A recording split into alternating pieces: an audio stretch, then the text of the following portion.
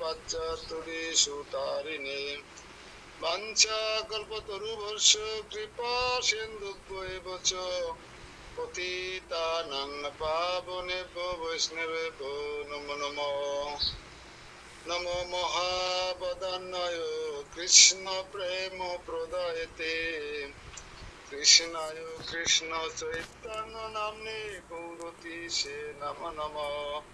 নিত্যানন্দ নমস্তুভ্যং প্রেমানন্দ প্রদায়িনে কলৌকলমশনাশায় জন্মবাপতয়ে নমঃ। বৃন্দায় তুলসী দেবায় প্রিয়ায় কেশবস্য চ বিষ্ণু ভক্তি পতি দেবী সত্যবত্যই নমো নমঃ। জয় শ্রী কৃষ্ণ চৈতন্য প্রভু নিত্যানন্দ শ্রী অদ্বৈত গদাধর শিবাসাদি শ্রী গৌর ভক্ত বৃন্দম। হরে কৃষ্ণ কৃষ্ণ কৃষ্ণ হরে হরে, হরে রাম রাম রাম হরে হরে। নারায়ণং নমস্কৃত্য নরং চৈব নরোত্তমং দেবীং সরস্বতী ব্যাসং ততো জয়মুদীরয়তে। নষ্ট প্রায়েষু অভদ্রেষু নিত্যং ভগবতো সেবয়া ভগবতী উত্তম শ্লোকে ভক্তির ভাবতি নষ্টৈকি তমাদিদেবং করুণানিধানম তমালবর্ণং শ্রীতাবতরম অপার সংসার সমুদ্র সেতুম ভজামহে ভাগবত স্বরূপম। ওম নমো ভগবতে বাসুদেবায়। ওম নমো ভগবতে বাসুদেবায়। ওম নমো ভগবতে বাসুদেবায়। হরি ওম তৎসৎ। নমোয়ং বিষ্ণুপদায় কৃষ্ণপৃষ্ঠায় ভূতলে শ্রীমতে জয় পতাকা স্বামিনীতি নামিনে। নমো আচার্য পদায় নিতায় কৃপা প্রদায়িনে গৌরকথা ধামোদয় নগর গ্রাম তারিণে। হরে কৃষ্ণ। গীতা গীতা প্রভু গীতা গীতা গীতা এখানে একটা আগের ব্যাগ আছে, তো সুপ্রিয় ভক্ত সজ্জন সবাইকে আন্তর্জাতিক কৃষ্ণ ভাবনামৃত সঙ্গে ইস্কন রূপ সনাতন স্মৃতি তীর্থ মন্দিরের পক্ষ থেকে কৃষ্ণ প্রীতি এবং শুভেচ্ছা এবং বৈষ্ণব প্রণাম। তার আগে গুরু মহারাজ শ্রী মহারাজ জয়পতাকার সঙ্গে গুরু মহারাজের আতুল চরণে অনন্ত কোটি প্রণাম নিবেদন করি এবং থেকে কৃপা আশীর্বাদ প্রার্থনা করি। তদুপরি পরম গুরু আন্তর্জাতিক কৃষ্ণ ভাবনামৃত সংঘের প্রতিষ্ঠাতা আচার্য পরমেশ্বর ভগবান শ্রীকৃষ্ণের কৃপা শ্রীমূর্তি ছিল অভয় চরণ অরবিন্দ ভক্তি বেদান্ত স্বামী প্রভুপদের চরণ কমলে অনন্ত কোটি প্রণাম নিবেদন করি এবং অহেতুকী কৃপা আশীর্বাদ প্রার্থনা করি। তদুপরি পরম গুরু আচার্যবর্গ মহাজন বর্গ সবাইকে জানাই আমার বিনম্র ভক্তিপূর্ণ প্রণাম এবং আপনাদের চরণে জানাই বৈষ্ণব প্রণাম। বাঞ্ছা কল্পতরুভ্যশ্চ কৃপা সিন্ধুভ্যশ্চ পতিতানাং পাবনেভ্যো বৈষ্ণবেভ্যো নমঃ।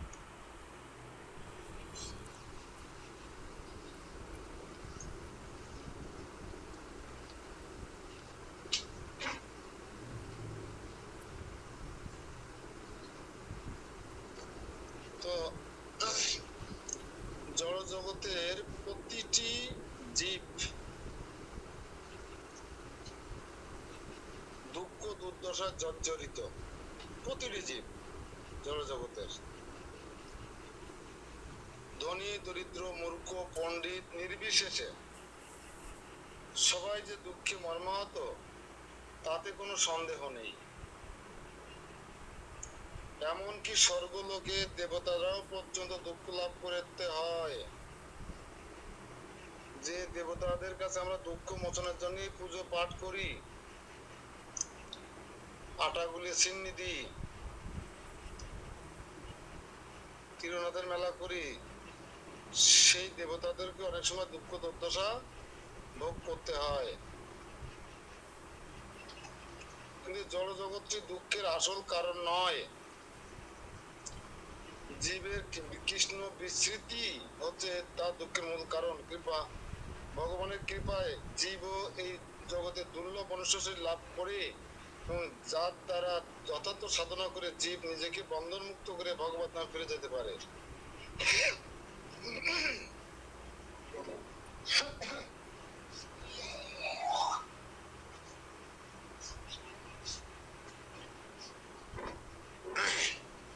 কণ্ঠস্বর বিকৃত হয়ে গেছে। সেদিন বড় বড় শিল্পীদের সাথে কীর্তন মেলা করে।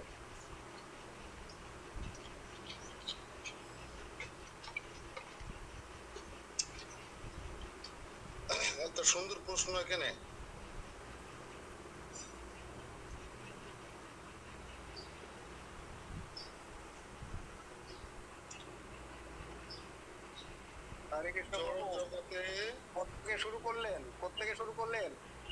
এমনি একটা প্রশ্ন। জড় জগতের পরিস্থিতি, আমি নবম অধ্যায়ে ঢুকবো আজকে। জড় জগতের বর্তমান পরিস্থিতির সম্পর্কে আমরা সবাই অবগত, তারপরও একটা প্রশ্ন নোট রাখবেন যে জড় জগতের প্রতিটি জীবের দুঃখ দুর্দশার মূল কারণ কি, আসল কারণ কি?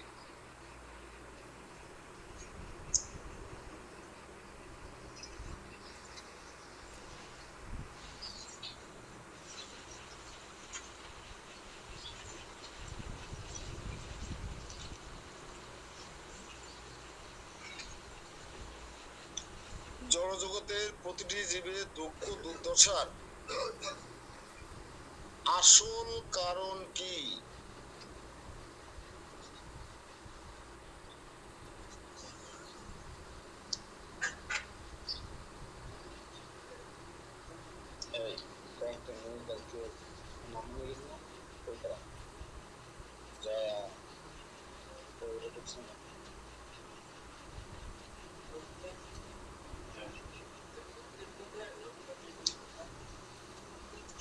আশা করি প্রশ্ন লিখতে পেরেছেন আপনারা। উত্তর হচ্ছে জড় জগতের প্রতিটি জীবের, দেবতারা বাদ পড়ে না কিন্তু, জড় জগতের প্রতিটি জীবের এমনকি দেবতাদেরও দুঃখ দুর্দশায়, দুঃখ দুর্দশা, অন্তস্থ দুর্দশা, জড় জগতের প্রতিটি জীব এমনকি দেবতাদেরও দুঃখ দুর্দশায় জর্জরিত হওয়ার, দুঃখ দুর্দশায় জর্জরিত হওয়ার আসল কারণ,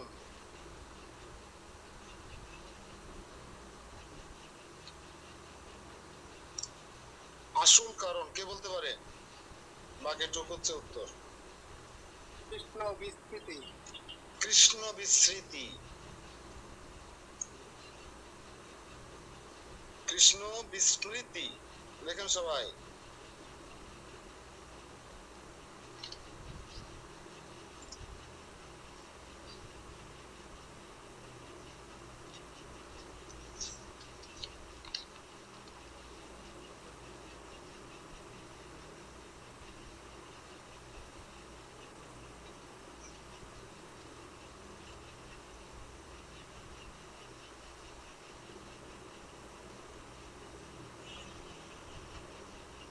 এটা বলার কারণ কি, আশা করি সবাই লিখতে পেরেছেন। অনেক পিতা মাতা মনে করে যে তাদের ছেলে মেয়ের হাতে গীতা পাঠ করালে, গীতা বই তুলে দিলে ভবিষ্যতে তারা বৈরাগী বা ঘর বাড়ি ছেড়ে কাজকর্ম পরিত্যাগ করে চলে যাবে ইস্কন মন্দিরে, সন্ন্যাসী হয়ে যাবে। এই আছে বাবা মার ধারণা। কিছু লোকের মতে ধর্মগ্রন্থ মানুষকে পঙ্গু করে দেয়। আসলে তাদের এই সমস্ত ধারণা সম্পূর্ণ ভিত্তিহীন। বরঞ্চ গীতা পাঠের ফলটি সম্পূর্ণ বিপরীত। গীতা জ্ঞান লাভ করবার পূর্বে অর্জুন ভগবান শ্রীকৃষ্ণকে প্রস্তাব দিয়েছিলেন যে তিনি তার স্বধর্মকে পরিত্যাগ করে ভিক্ষা দ্বারা দিব্যকে নির্বাহ করবেন। অর্জুন বলেছিলেন না, আমার স্বধর্ম পরিত্যাগ করে আমি ভিক্ষাবৃত্তি করব। কিন্তু শ্রীকৃষ্ণের শ্রীমুখ থেকে ভগবদ গীতার জ্ঞান লাভ করার পর কর্তব্য পালনের জন্য তিনি ঘোর যুদ্ধে প্রবৃত্ত হয়েছিলেন।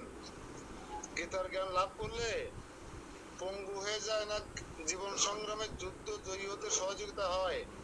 এটা তার বড় প্রমাণ। মানুষ ভুল বোঝে যে গীতা বললে ছেলেমেয়ে সাধু সন্ন্যাসী হয়ে যাবে, কাজকর্ম করবে না, হরি হরি করবে, কিন্তু ভুল ভুল ধারণা এটা। তাই ভগবত গীতার শিক্ষা মানুষকে কর্মবোধ থেকে বিচ্যুত করে না, আরো কর্মবোধটা বাড়িয়ে দেয়। ঠিক কিনা? এই যে সাধারণ মানুষ বোঝে না।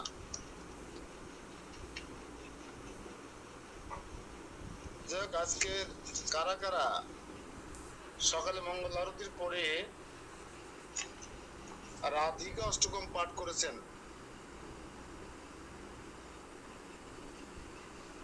হরে কৃষ্ণ প্রভু। হ্যাঁ, হরে কৃষ্ণ। আমরা করেছি প্রভু।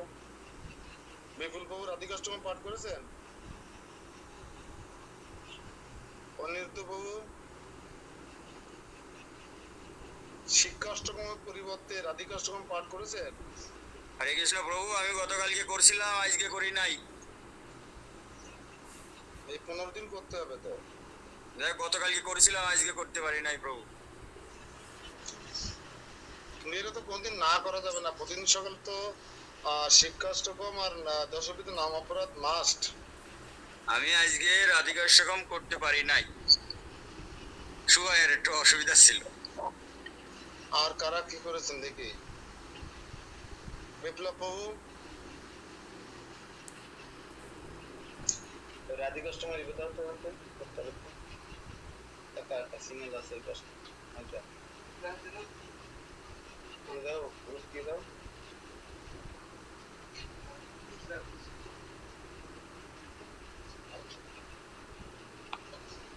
দেবরাজ প্রভু আজকে রাধিকা অষ্টকম পাঠ হয়েছে?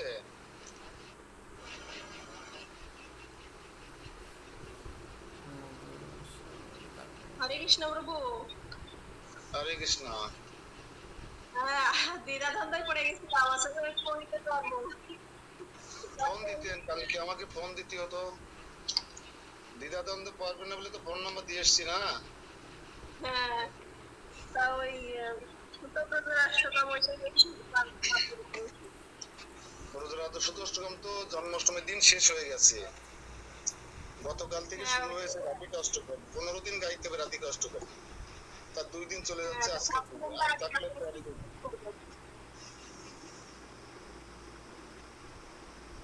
এখন আমরা পাঠিয়ে দিচ্ছি হোয়াটসঅ্যাপে গ্রুপে, আমাদের নিত্যং সাপ্তাহিক ভাগবত ক্লাসে পাঠিয়ে দিচ্ছি, সবাই দেখবেন ওখান থেকে।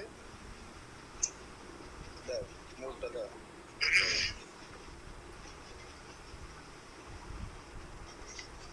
আমাদের শিক্ষা অষ্টকম গুলো খুব সুন্দর, একটা সুন্দর তাল লয় ছন্দে গাইতে হয় তো খুব ভালো লাগে।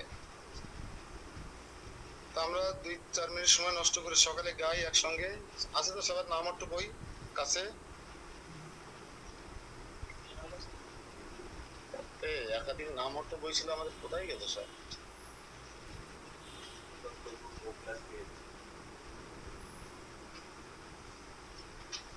নাম অর্থ বই। হ্যাঁ, হরে কৃষ্ণ প্রভু। রাধিকা অষ্টকম কি মঙ্গল আরতির পরেই করতে হবে নাকি পরে করলেও হবে? না না না না, ওই যে আমরা যখন মঙ্গল আরতি পরে তুলসীতে জল দান করার পরে যখন শিক্ষা অষ্টকম গাই না, হ্যাঁ, ঠিক ওই টাইমটা ওর পরিবর্তে শিক্ষাষ্টকমের পরিবর্তে এটা গাইতে হবে। ও আচ্ছা প্রভু, ঠিক আছে প্রভু, হয়ে গেছে। তা হোয়াটসঅ্যাপ গ্রুপে দিয়ে দিয়েছে, হোয়াটসঅ্যাপ গ্রুপে চলে গেছে, দেখুন আপনারা দেখে দেখে শুধু বানান আর হচ্ছে এর ওই শুধু উচ্চারণ আর সাউন্ডটা ঠিক করে নেবেন, মানে সুরটা।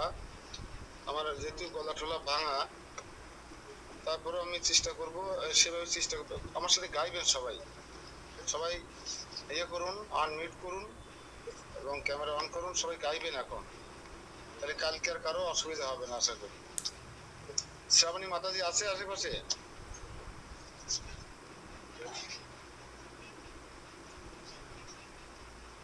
পেয়েছেন সবাই? নাম একটু বই অথবা হোয়াটসঅ্যাপে আছে গ্রুপে।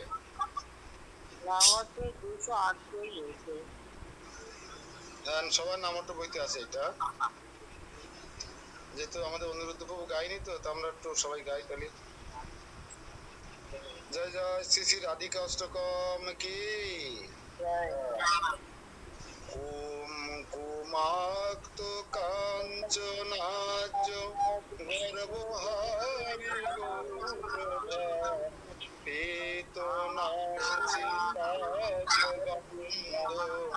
কীর্তি নিন্দি সৌরভাম পল্লবেশ সুর সর্ব কাঞ্চিতার্থ সাধিকা মজ্জমাত পাদ পদ্ম দশদাস্ত রাধিকাম কৌরবিন্দ কান্তি নিন্দি চিত্রপট শাটিকা কৃষ্ণ মত ভিঙ্গু কেলি ফুল পুষ্প বাটিকা কৃষ্ণ নিত্য সঙ্গ মার্ত পদ্মরাধিকা মজ্জমাত পাদ পদ্ম দশদাস্ত রাধিকা সৌকুমার শ্রেষ্ঠ পল্লব বালিকীর্তি নিগ্রহা চন্দ্র চন্দ উৎপলেন্দু শেষিত বিগ্রহা সাবিমর্ষ পল্লবীশ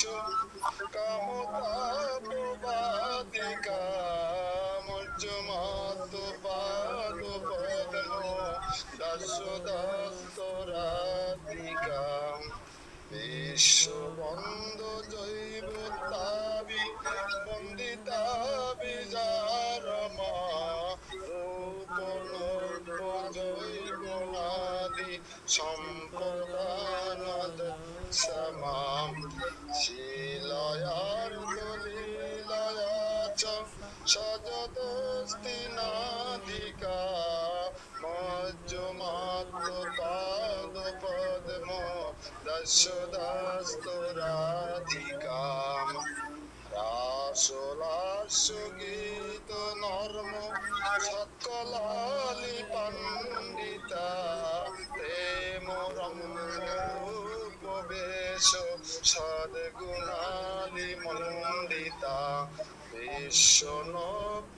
গোপ যোশিদালিত বিষাদিকা মজ্জমাত পাদ পদ্ম দশদাস্ত রাধিকা নিত্য নবরূপ কেলি কৃষ্ণ ভাব সম্বোধা কৃষ্ণ রাগ গোপ যশোদেশু কম্পদা কৃষ্ণ রূপ বেশ কেলি লগ্ন সাত সমাধিকা মজ্জমাত পাদ পদ্ম দশদাস্ত রাধিকা সেতু কণ্ঠ কণ্ঠ কাশ্য গদাদি সঞ্চিতা হর্ষ হর্ষ মমতাদি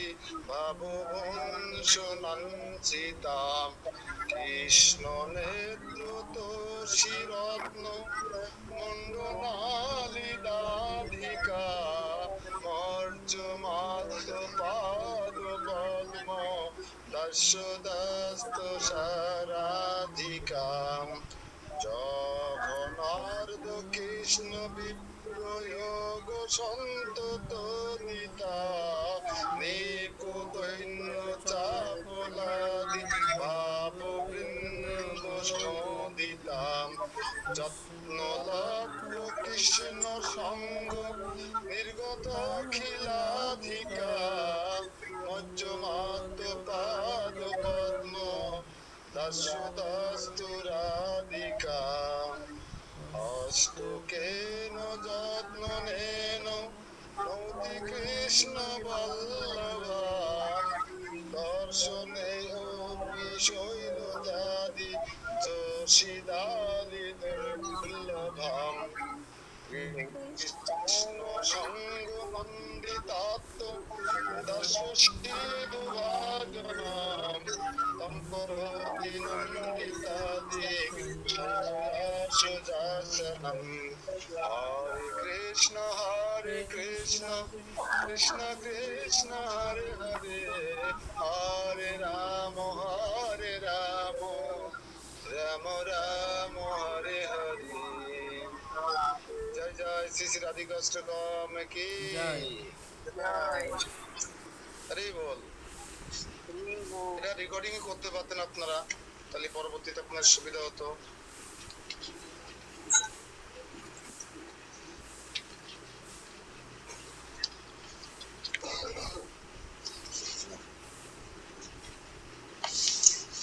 ঠিক আছে, আমরা শ্রীমদ্ ভগবদ গীতার আজকে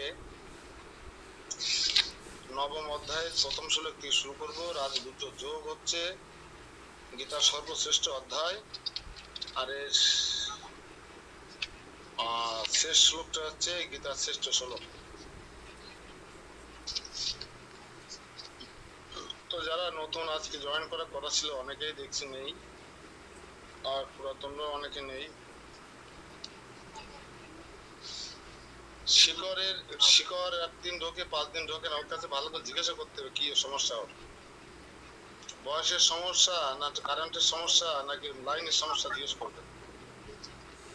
এখন ওর জিজ্ঞেস করবেন এখন সুকেশ কি কারণ বন্ধ, শ্রীবাস কি কারণে বন্ধ, গায়ত্রী আছে, মুক্তি আছে না, গাইতে ঠিক আছে কিন্তু মুক্তিকে লাইন আনতে পারলাম না। আমি মানে মাঝে মাঝে টেলিফোন দিচ্ছি, একদিন থাকে তো 10 দিন থাকে। বকুল বউ আছে,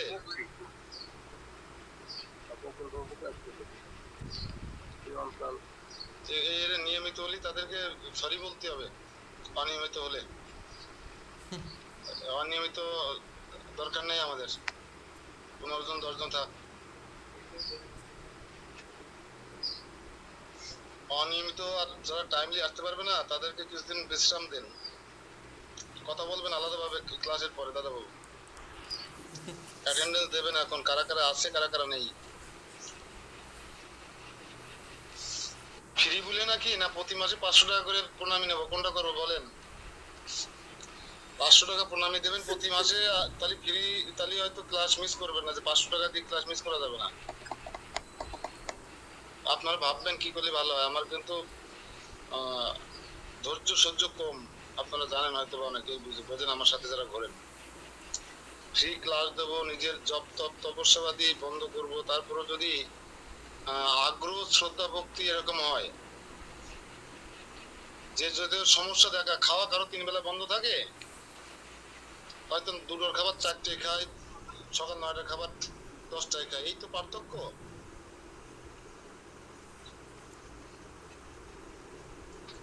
বন্যা বাদল ঝড় বৃষ্টি যে যা দেখাক না কেন, খাওয়া কিন্তু ঠিকই চলে যাচ্ছে, জীবন কিন্তু বসে নেই। জীবন নামে রেলগাড়িটা ছুটে চলেছে, বসে নেই, কিন্তু বসে আছে শুধু আমার বেলায়, এই ধর্মের বেলায়। এগুলো বোঝাবেন, কথা বলবেন, আর যদি তাদের মেলা সমস্যা দেখায় সরি বলে দেবেন, দরকার নেই, তুমি সুস্থ হও, ভালো থাকো, ক্লাসে আসতে হবে না।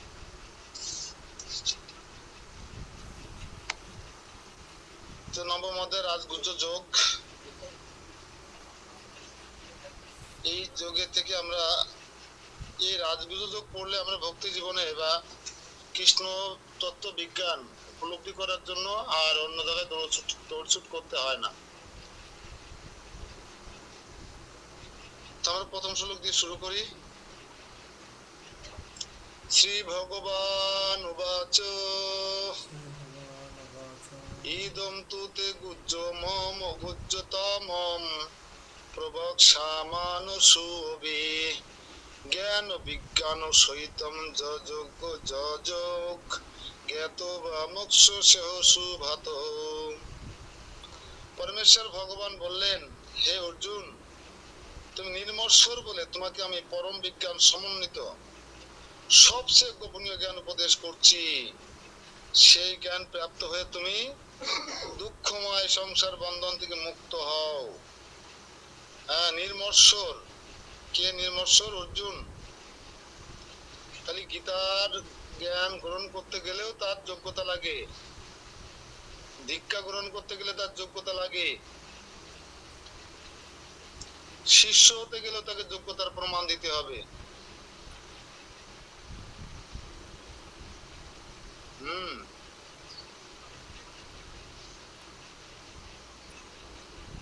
অনুসুবে হতে হবে আমাদের সব। অনুসুবে মানে নির্মশ্বর।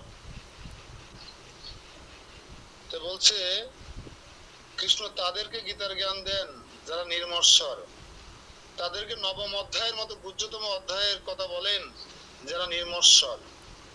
তা আমরা যদিও আমি ব্যক্তিগতভাবে নির্মশ্বর নই, তারপরেও পরমেশ্বর ভগবান শ্রীকৃষ্ণের অশেষ করুণায় এবং অর্জুন মহাশয়ের অকৃত্রিম কৃপায় আমরা সেই গুজ্জতম জ্ঞান লাভ করার সুযোগ পাচ্ছি। এই জন্য গীতাকে সাধারণ কোনো বই বলে মনে করা ঠিক হবে না, তিনি পড়ে ফেলা ঠিক হবে না। বুঝা গেল? আমরা যেটা করে থাকি একদিনই পড়ে ঠিক শেষ করে দিই, সেটা কখনো শেষ হবে না, উপলব্ধি করতে হবে।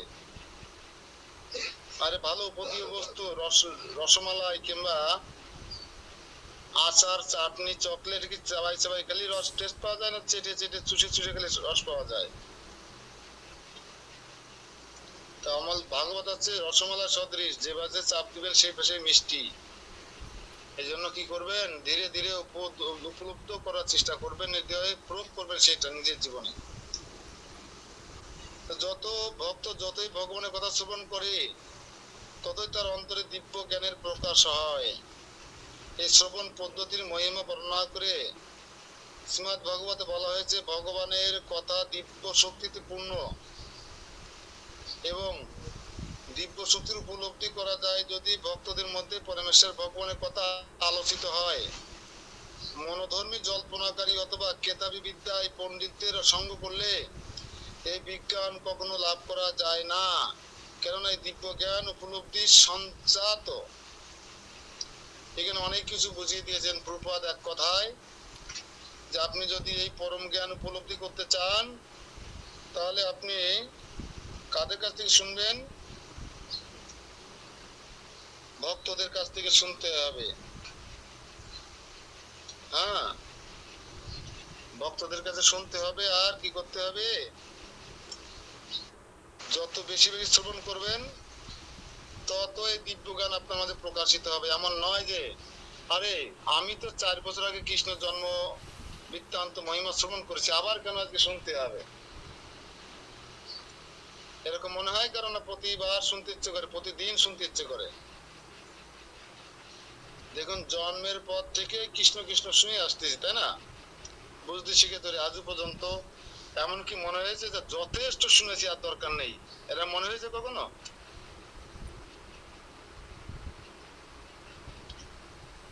আমার মনে হয় কারো মনে হয় না। যতই শোনা হয়, যতই পাঠ করা হয়, যতই শ্রবণ করা হয়, শ্রবণ এবং পাঠের স্পিড আরো বেড়ে যায়।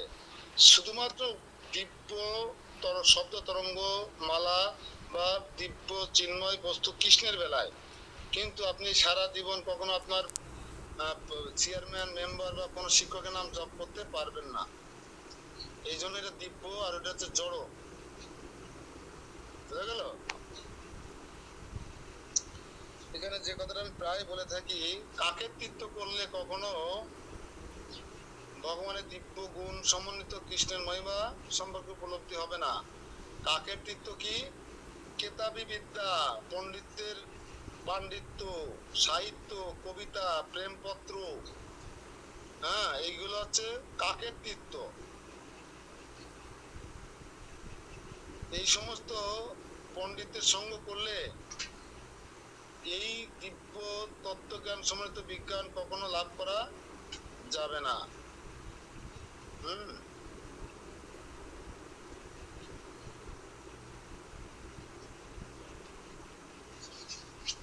যদি কোনো সৌভাগ্যবান জীব এই সৎসঙ্গ লাভ করেন এবং জ্ঞান লাভে যত্নশীল হন, তখন তিনি নিশ্চিতভাবে পারমাত্মিক উপলব্ধির পথে অবশ্যই উন্নতি সাধন করবেন। আপনি যে পারমাত্মিক জ্ঞান লাভ করবেন, এর জন্য অবশ্যই আপনাকে সেরকম ফিল্ড তৈরি করতে হবে, সেরকম পরিবেশ, সেরকম কোচিং সেন্টারে গিয়ে কোর্সারের মাধ্যমে আপনাকে আগাতে হবে।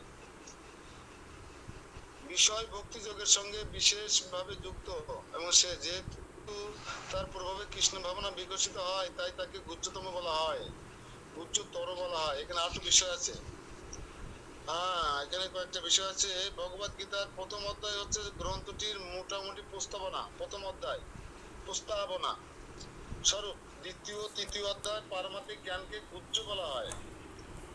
তৃতীয় ও দ্বিতীয় সাংখ্যযোগ আর কর্মযোগকে, এই দুই অধ্যায়কে পারমাত্মিক জ্ঞানকে গুহ্য বলা হয়, গুহ্য। সপ্তম অষ্টম অধ্যায়ের বিষয় ভক্তি যোগের সঙ্গে বিশেষভাবে যুক্ত এবং যেহেতু তার প্রভাবে কৃষ্ণ ভাবনা বিকশিত হয়, তাকে বলা হয় গুহ্যতর। কোন কোন অধ্যায়? সপ্তম আর অষ্টম অধ্যায় গুহ্যতর। একটু নোট করলে ভালো হয় এই দুটো। দ্বিতীয় আর তৃতীয় অধ্যায় হচ্ছে গুহ্যতর, গুহ্য।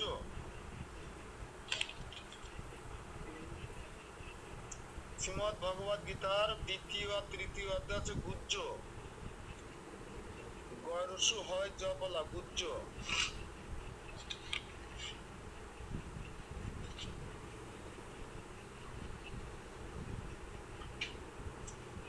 আর সপ্তম আর অষ্টম অধ্যায় হচ্ছে গুহ্যতর।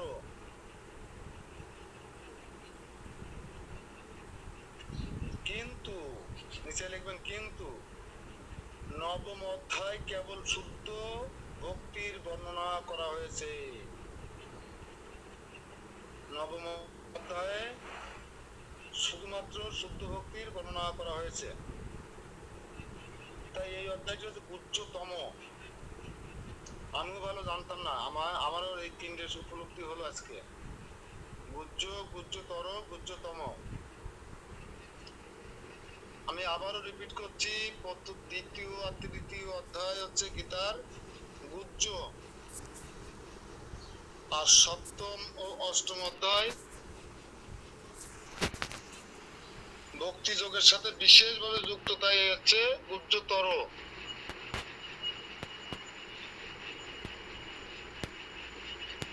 কিন্তু নবম অধ্যায় কেবল শুদ্ধ ভক্তির বর্ণনা করা হয়েছে, তাই এই অধ্যায়টি হচ্ছে গুহ্যতম।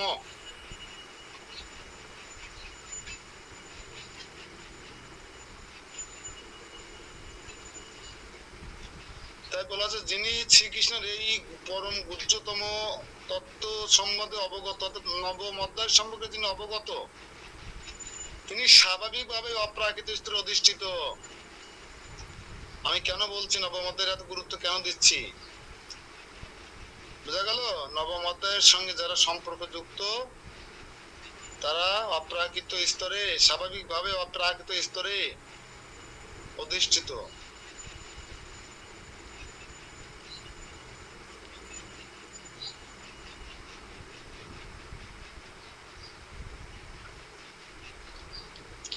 তো এখানে একটু বর্ণনা করা হচ্ছে, একটু টাচ দিয়ে দেওয়া হচ্ছে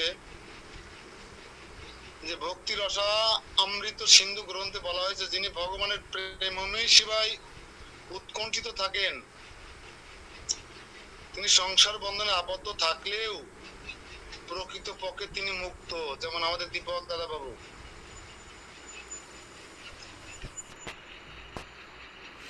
হ্যাঁ, আবার বলছি মুক্ত সংসার থেকে কিভাবে মুক্ত থাকা যায়, যিনি ভগবানের প্রেমময়ী সেবায় উৎকণ্ঠিত থাকেন তিনি সংসার বন্ধনে আবদ্ধ থাকলেও প্রকৃতপক্ষে তিনি মুক্ত। একটা নোট নেওয়া যেতে পারে, প্রকৃত পক্ষে মুক্ত কে? প্রশ্ন, প্রকৃত পক্ষে মুক্ত কে?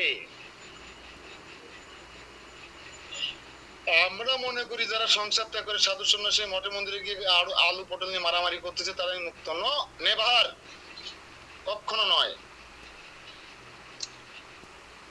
যারা সংসার ত্যাগ করে ত্যাগের ভূষণ পরে গৈরিক বসন পরে যারা কামিনী কাঞ্চন মত্ত হয়ে গেছে তারা কখনো মুক্ত নয়।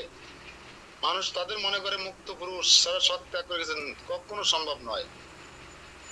তাহলে প্রকৃত পক্ষে মুক্ত কে? প্রশ্ন, উত্তর নেবেন এইবার। লেখেন, যিনি ভগবানের প্রেমময়ী সেবায়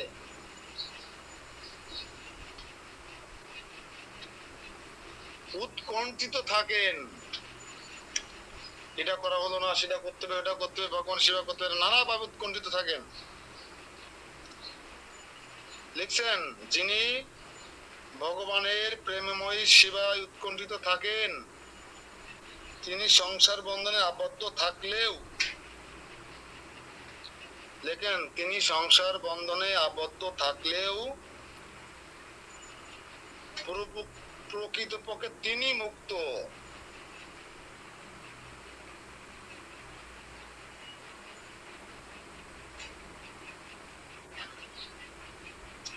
তো নবম অধ্যায়ের আমার উত্তর শেষ, আশা করি লিখতে পেরেছেন সবাই। দেখেন বলতে নবম অধ্যায় প্রথম শ্লোকটি বিশেষ গুরুত্বপূর্ণ কিন্তু। ইদম জ্ঞানম, প্রথম শুরু হয়েছে ইদম জ্ঞানম। এই জ্ঞান কথাটি অর্থ শুদ্ধ ভক্তি যোগ। এই জ্ঞান শুদ্ধ ভক্তি যোগ, এই জন্য এই শ্লোকটা খুবই গুরুত্বপূর্ণ। যা হচ্ছে নববিধা ভক্তি। ইদম জ্ঞানম হচ্ছে শুদ্ধ ভক্তি যোগ, যা হচ্ছে নববিধা ভক্তি। নববিধা ভক্তি কি? লিখুন, নববিধা ভক্তি কি?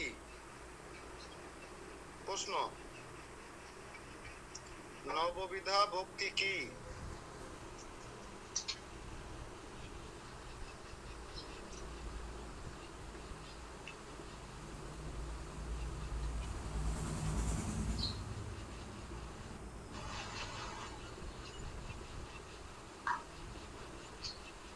নববিধা ভক্তি লিখুন, শ্রবণ। নববিধা ভক্তি হচ্ছে শ্রবণ দিয়ে কমা, কীর্তন,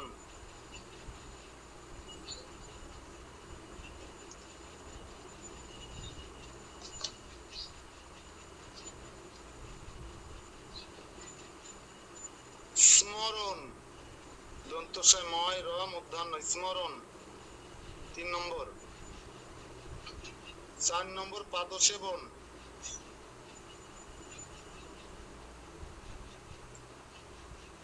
5 নম্বর অর্চন। 6 নম্বর দাস্য। 7 নম্বর সখ্য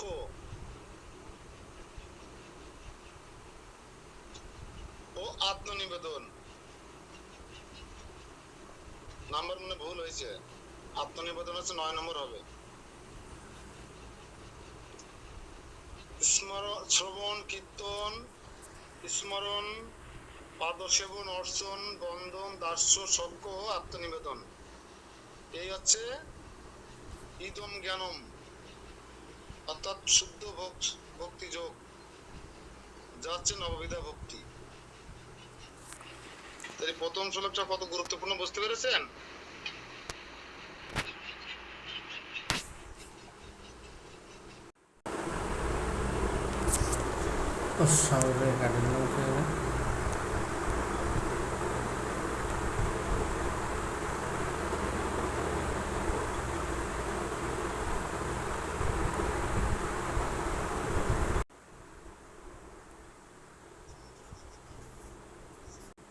কৃষ্ণ বিজ্ঞান তত্ত্ববিজ্ঞান লাভ করা।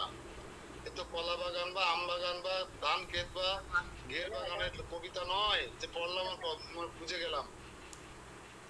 এই কৃষ্ণ তত্ত্ববিজ্ঞান বুঝতে গেলে আপনাকে জড় জাগতিক কলস থেকে মুক্ত হতে হবে। আপনারা হাত উঁচু করে দেখাবেন কলযুগের জড় কলস থেকে কে কে মুক্ত আছেন।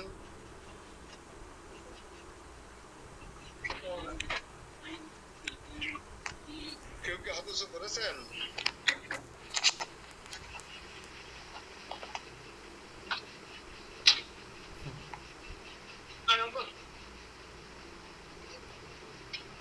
আমার নেটের সমস্যা কেন জানি না, আমি কারো ছবি দেখতে পাচ্ছি না দিবাস দাদা ছাড়া। সবাই কি ক্যামেরা অফ করে গেছেন নাকি? আরে কই না তো।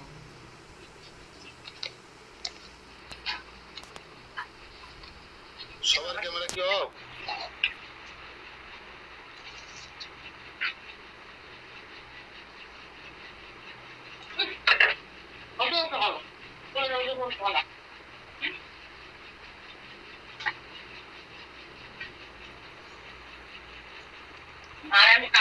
তাই সপ্তম অধ্যায়ের পরম পুরুষোত্তম ভগবানের ঐশ্বর্যপূর্ণ শক্তিমত্তা, তার বিবিধ শক্তি, পরা অপরা প্রকৃতি এবং সমস্ত জড়জাগতিক সৃষ্টি বর্ণনা করা হয়েছে।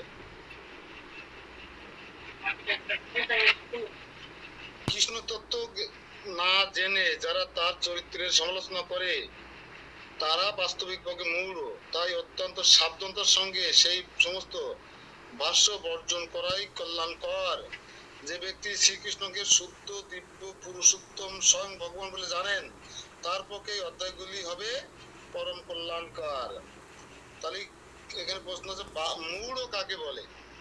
প্রশ্ন মূঢ় কাকে বলে? ময় দীর্ঘ হরা প্রশ্ন লিখুন, মূঢ় কাকে বলে?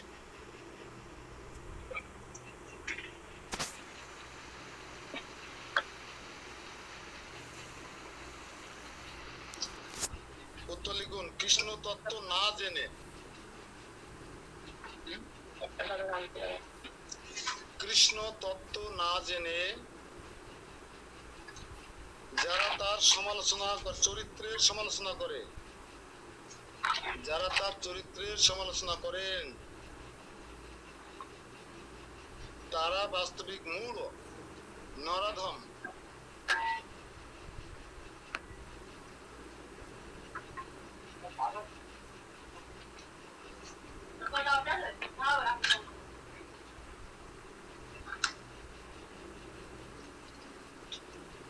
শ্লোক নম্বর 2 সবাই বলুন আমার সাথে। রাজবিদ্যা রাজগুজ্জম পবিত্রমিদমুত্তমম প্রত্যক্ষোপগমম ধর্মম সুসুকম কর্তুমব্যয়ম। এই জ্ঞান সমস্ত বিদ্যার রাজা। কোন জ্ঞান? রাজগুজ্জ জ্ঞান বিদ্যা। সমস্ত গুহ্য তত্ত্ব থেকে গুহ্যতর অতি পবিত্র এবং প্রত্যক্ষ অনুভূতির দ্বারা আত্ম উপলব্ধি প্রদান করে বলে প্রকৃত ধর্ম। এই জ্ঞান অব্যয় ও সুখসাধ্য।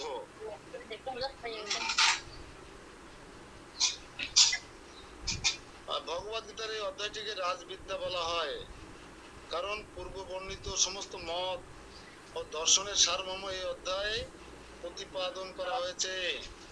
ভারতবর্ষের প্রধান দার্শনিকদের মধ্যে রয়েছেন গৌতম, কনাদ, কপিল, যাজ্ঞবল্ক, শাণ্ডিল্য, বৈনাসর, চূড়ান্ত পর্যায়ে বেদান্ত সূত্রের রচয়িতা ব্যাসদেব। এখন যুগে কারা আছে? সব তো আগে দেখছি 5000 বছর পূর্বে, তাদের কথা বলা হলো। সুতরাং দর্শন অথবা দিব্য জ্ঞানে ভারত অত্যন্ত সমৃদ্ধ। এখানে ভগবান বলেছেন যে নবম অধ্যায়ে বর্ণিত তত্ত্বজ্ঞান সমস্ত বিদ্যার রাজা এবং বেদ অধ্যয়ন ও বিভিন্ন দর্শনের মাধ্যমে প্রাপ্ত সমস্ত তত্ত্বজ্ঞানের সাত তত্ত্ব। এই তত্ত্বজ্ঞান পরম গুহ্য কারণ এই জ্ঞানের মাধ্যমে আত্মা ও দেহের পার্থক্য উপলব্ধি করা যায় এবং এই রাজবিদ্যার চরম পরিণতি হচ্ছে ভগবত ভক্তি। রাজবিদ্যার চরম পরিণতি হচ্ছে ভগবত ভক্তি। ভারতবর্ষের প্রধান দার্শনিকদের নাম কি? প্রশ্ন রাখুন, এটা নোট রাখুন, যাতে বলতে পারেন এখনকার যুগের কেউ নয়, সবাই আমাদের আচ্ছা ওই সেই যে শাণ্ডিল্য গোত্র আছে না, উনি কিন্তু একজন দার্শনিক এবং ধার্মিক। দার্শনিকরা যে ধর্ম করে, ঋষি হয়, আচার্য হয়, তার চরম প্রমাণ এখানে পাবেন আপনি। তাহলে প্রশ্ন কি ছিল? ভারতবর্ষের প্রাচীন কতগুলি দার্শনিকের নাম উল্লেখ করো, এরকম ছিল প্রশ্নটা। উত্তর হবে গৌতম, অহল্যার স্বামী,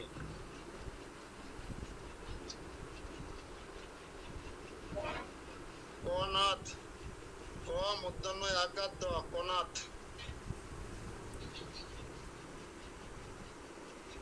কপিল, কপিল মুনি, ভগবান কপিল দেব, যাজ্ঞবল্ক, একটা মহান চরিত্র, সব কমা দিয়ে দিলে কেন? শাণ্ডিল্য, এই শাণ্ডিল্যের নামে গোত্র আছে, শাণ্ডিল্য।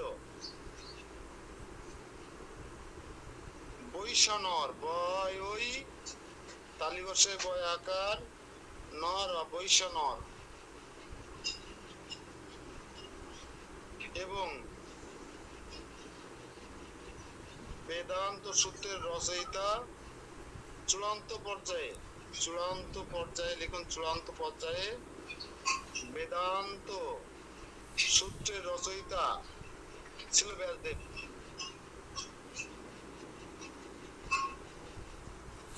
ওই আধুনিক কারো নাম তো শুনতিস না, শচীন তেন্ডুলকার, সৌরভ গাঙ্গুলি, হ্যাঁ, দীপা ভারতী, এসবের নাম তো শুনতেছি না।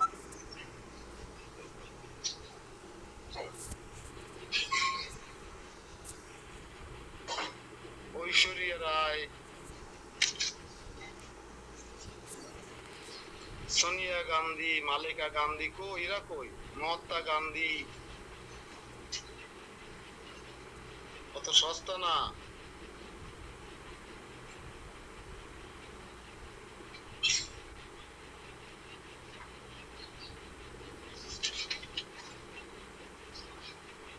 তো এখানে অনেক কিছু আলোচনা করার দরকার আছে, কারণ যদি ঘন ঘন চলে যায় শ্লোক অপেক্ষা করে, তাহলে আমাদের আমরা তো যেহেতু তো কৃষ্ণ তত্ত্ব বিজ্ঞান নেওয়ার ক্ষমতা আমাদের কারণে এটুকু প্রমাণ হয়ে গেল।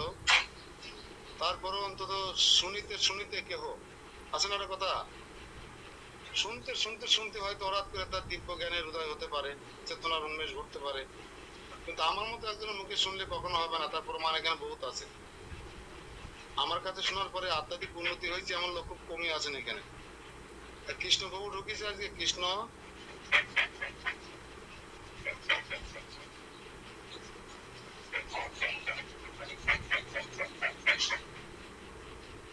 এজন্য যদি আপনারা ভালো পণ্ডিতের কাছে শুনতে পারেন, ভক্ত পণ্ডিতের কাছ থেকে,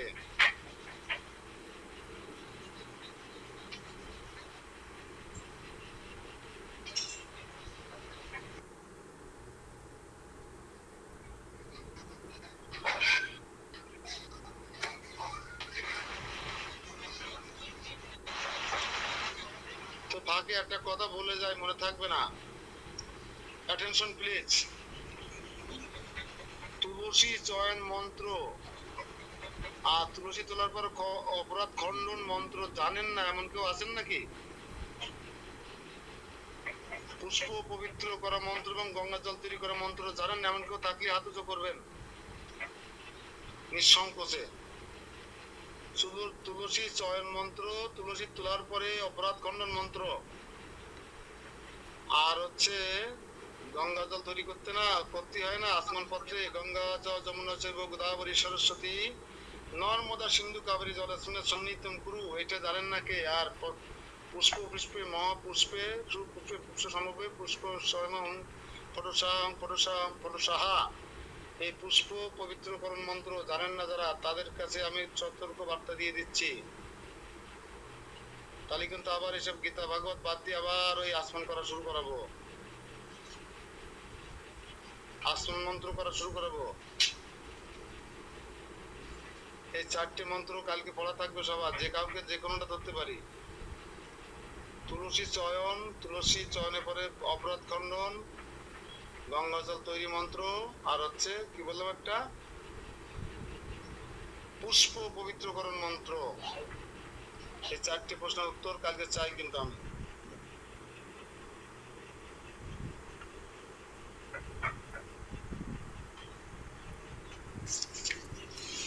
হরে কৃষ্ণ প্রভু, একটা মেসেজ দিয়েছিলাম আপনার মোবাইলে। ভগবত গীতায় বিশেষ করে পরমেশ্বর ভগবান দ্বিতীয় অধ্যায় থেকে আত্মতত্ত্বের মাহাত্মের উপর বিশেষ গুরুত্ব দিয়েছেন। আত্মতত্ত্বের মাহাত্ম সাংখ্যযোগ থেকে, দ্বিতীয় অধ্যায় সাংখ্যযোগে না, এই আত্মতত্ত্বের মাহাত্ম বিশেষ গুরুত্ব। এই অধ্যায় শুরুতে ভগবান শ্রীকৃষ্ণ বলেছেন যে এই জড় দেহটি নশ্বর, কিন্তু আত্মা অবিনশ্বর। বোঝা গেল?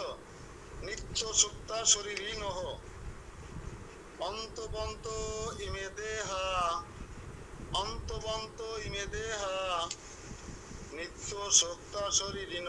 দেহ থেকে আত্মা ভিন্ন এবং আত্মা অপরিবর্তনীয়, অবিনশ্বর ও সনাতন।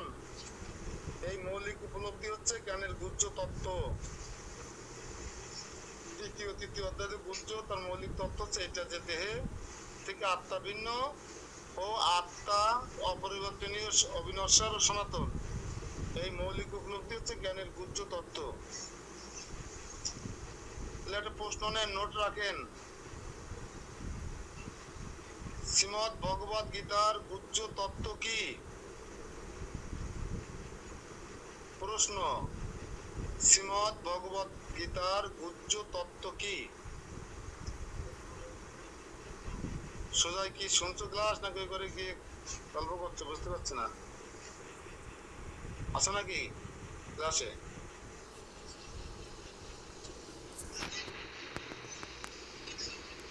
সোজা লিখছো?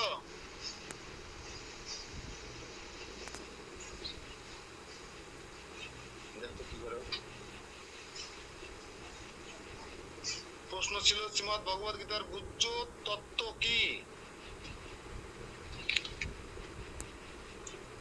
উত্তর, এই জড় দেহটি নশ্বর, কিন্তু আত্মা অবিনশ্বর।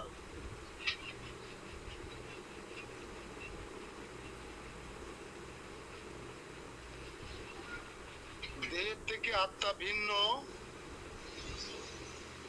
দেহের থেকে আত্মা ভিন্ন এবং আত্মা অপরিবর্তনীয়। আত্মা কখনো পরিবর্তন হয় না, কিন্তু দেহ সাহেবের পরিবর্তন হয়, আপনারা জানেন।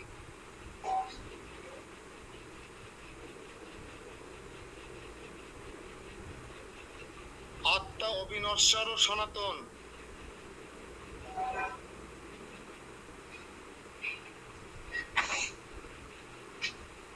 এই মৌলিক উপলব্ধি হচ্ছে ভগবত গীতার গুহ্য তত্ত্ব।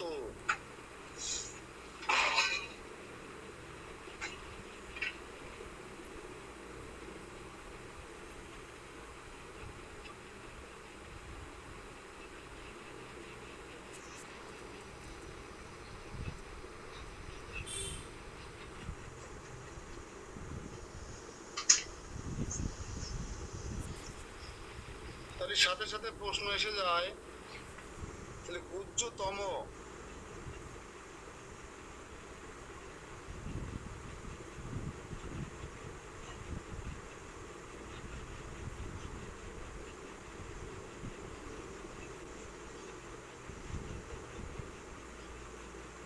গুহ্যতম তত্ত্ব কাকে বলে?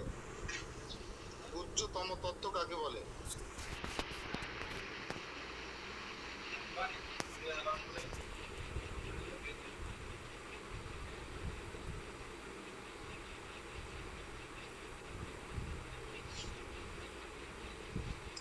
প্রশ্ন নিয়েছেন, নোট নিয়েছেন?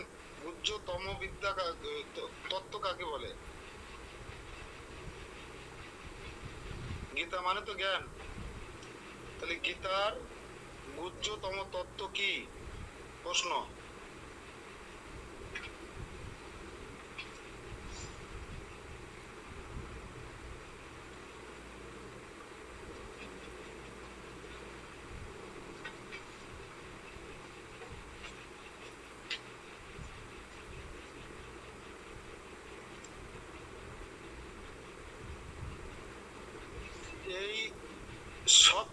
সনাতন আত্মা?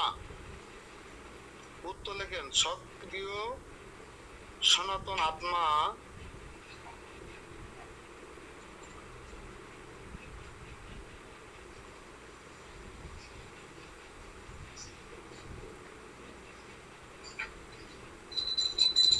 নিত্য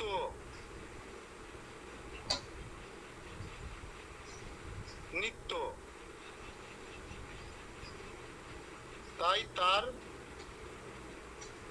তাই তার সক্রিয়তাও নিত্য।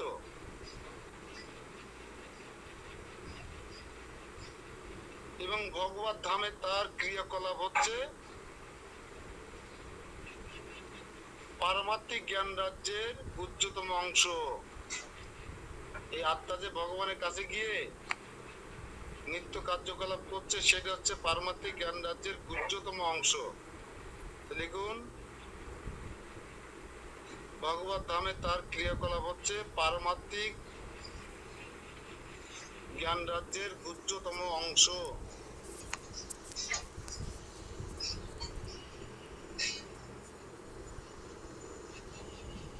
লিখুন, অপরিবর্তনীয় আত্মার এই ক্রিয়াকলাপকে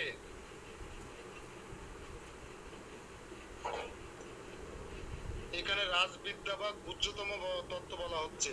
এখানে রাজবিদ্যা বা গুহ্যতম তত্ত্ব বলা হচ্ছে।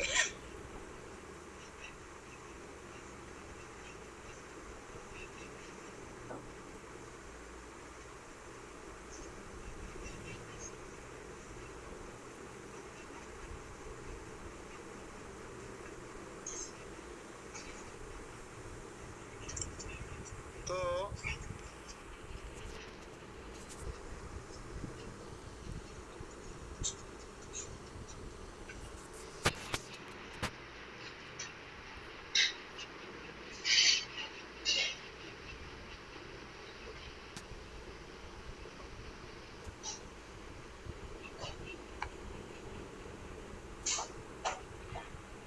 ভক্তি সহকারে যারা পরম পুরুষোত্তম ভগবানের সেবা করছেন তাদের প্রারব্ধ সঞ্চিত বিজত সমস্ত পাপ কর্মের ফলেই ধীরে ধীরে নষ্ট হয়ে যায়। সুতরাং ভগবত ভক্তিতে অত্যন্ত প্রবল পাপ নাশকারী শক্তি আছে। এই কারণে তাকে পবিত্রম উত্তমম অর্থাৎ পরম পবিত্র বলা হয়। উত্তমম শব্দটির অর্থ হচ্ছে অপ্রাকৃত, তমস শব্দটির অর্থ হচ্ছে এই জড়জগৎ বা অথবা অন্ধকার। শতগময় আছে না, অন্ধকার বা উত্তম শব্দের অর্থ হচ্ছে জড় কার্যকলাপের অতীত। তাই ভক্তিমূলক কার্যকলাপকে কখনোই জড়জাগতিক বলে মনে করা উচিত নয়। যদিও আপাত দৃষ্টিতে কখনো কখনো মনে হতে পারে যে কৃষ্ণ ভাবনাময় ভক্ত সাধারণ মানুষের মতোই কর্তব্য কর্ম করে চলেছে।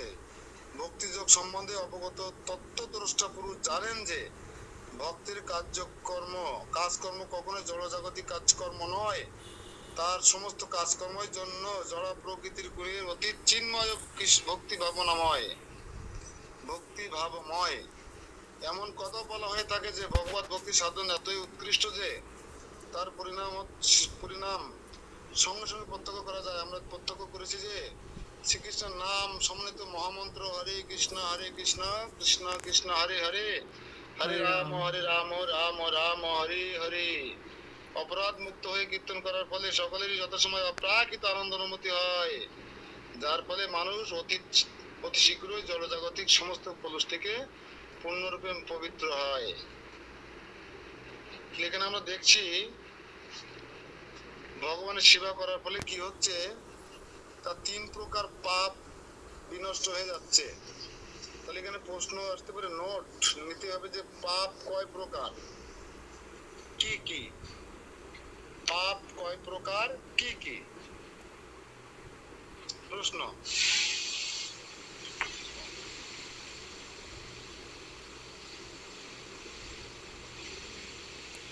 উত্তর, পাপ 3 প্রকার।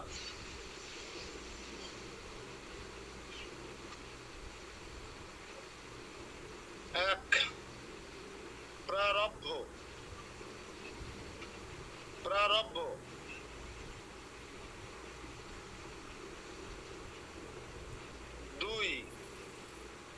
সঞ্চিত,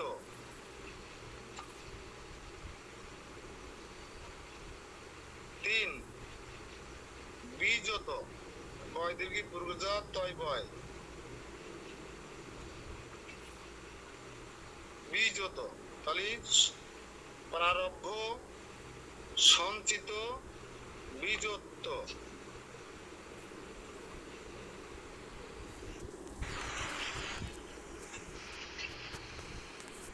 প্রশ্ন, এখানে আরো প্রশ্ন এসে গেল। 3 প্রকার পাপ কর্মের ফল থেকে মুক্তির উপায় কি? 3 প্রকার পাপ কর্মের ফল থেকে মুক্তির উপায় কি?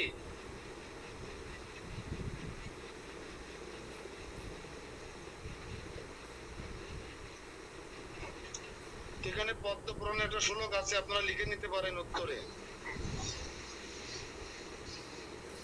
অপ্রারব্ধ ফলম পাপম কূটম বীজম ফলন্নকম ক্রমণ্যইব প্রদীয়ত বিষ্ণু ভক্তিরত্তনম। উত্তর হচ্ছে ভক্তি সহকারে। এই প্রশ্নের উত্তর লিখুন, ভক্তি সহকারে যারা পরম পুরুষোত্তম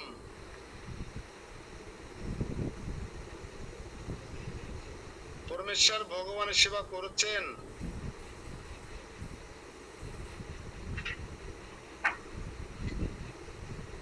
তাদের এই 3 প্রকার পাপ কর্মের ফল বিনষ্ট হয়ে যায়।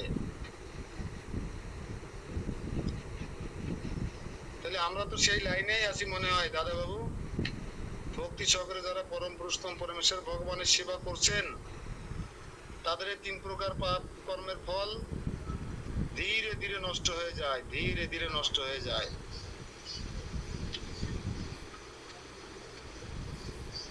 আমরা যারা ক্লাসে আসি প্রায় সবাই এরকম একটা পথে যাত্রী, কিন্তু শর্ত হচ্ছে ভক্তিটা শুদ্ধ ভক্তি হতে হবে।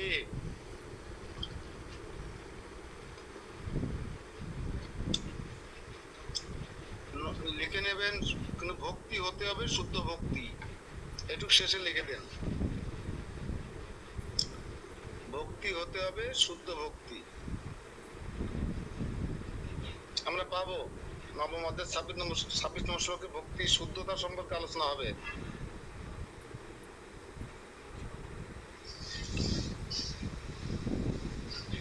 তাই এখানে বেদান্ত সূত্র অর্থাৎ 3:2:26 ভাগবত সিদ্ধান্ত নিরূপণ করা হয়েছে যে ভক্তি যোগ এত শক্তিশালী যে তার অনুশীলন করার ফলে নিঃসন্দেহে দিব্য জ্ঞান লাভ করা যায়। এই ভক্তি যোগ এত শক্তিশালী যে তার অনুশীলন করার ফলে নিঃসন্দেহে এই প্রকৃষ্ট দৃষ্টান্ত দেখা যায় নারদ মুনির পূর্ব জীবনে। ত্রিভুবন খ্যাত ভগবত ভক্ত দেবর্ষী নারদ পূর্ব জন্মে এক দাসীর পুত্র ছিলেন। তার শিক্ষা দীক্ষা ছিল না, অথবা কৌলিন্য বা ছিল না, তিনি কোনো কুলীন ব্রাহ্মণ সন্তান না। কিন্তু তার মা যখন মহাভাগবতের সেবা করেছিলেন, তখন তিনিও তাদের সেবা পরায়ণে হতেন, এবং কখনো কখনো তার মায়ের অনুপস্থিতিতে তিনি নিজেই এই মহাভাগবতের সেবা করতেন। তার নারদ মুনি নিজেই বলেছেন, কি বলেছেন? তিনি বলেছেন যে পূর্ব জন্মে বাল্যকালে চাতুর্মাস্যের সময় তিনি কয়েকজন মহাভাগবতের সেবা করেছিলেন, যার ফলে তিনি তাদের অন্তরঙ্গ সঙ্গ লাভ করেন। তাদের অনুগ্রহ ক্রমে তিনি তাদের ভিক্ষাপাত্র সংলগ্ন উচ্ছিষ্ট অন্ন একমাত্র ভোজন করে এই একবার মাত্র ভোজন করেছিলেন, এবং তার ফলে তার পাপ দূর হয় এবং চিত্ত মার্জিত হয়। চাতুর্মাস ব্রতের সময় কয়েকজন মহান ভাগবত ভক্তদের যখন ওর মার সেবা করতেন, তার সাথে নারদ মুনিও থাকতেন। 5 বছর বয়স ছিল মাত্র, কিন্তু কোনো কারণে যদি মা উপস্থিত থাকতে না পারতো, তাহলে পাতা দেওয়া, জল দেওয়া, অন্ন দেওয়া, থালা বাসন ওঠানো ইত্যাদি ইত্যাদি করতেন। আর সন্তুষ্ট হয়েছে সেই মহাভাগবতরা তাকে কি করেছিলেন? উচ্ছিষ্ট অন্ন ভোজন করতে দিয়েছিলেন একবার মাত্র, তাতে নারদ মুনির সমস্ত পাপ মুক্ত হয়েছিল। তারপরে সাধু সঙ্গের প্রভাবে নারদ ভগবানের মহিমা শ্রবণ কীর্তনে রুচি লাভ করেন এবং তার হৃদয়ে ভগবত ভক্তির প্রতি তীব্র আসক্তি জন্মায়।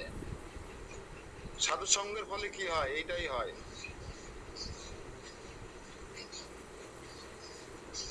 সাধু সঙ্গের ফলে কি হলো?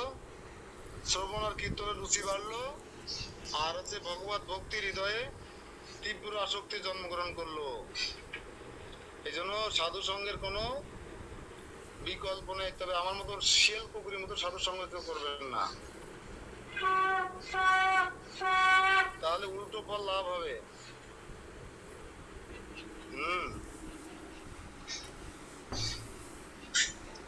তাই এখানে বলছে আমরা ভগবানকে যে সেবা করি, ভগবান সেবা গ্রহণ করে।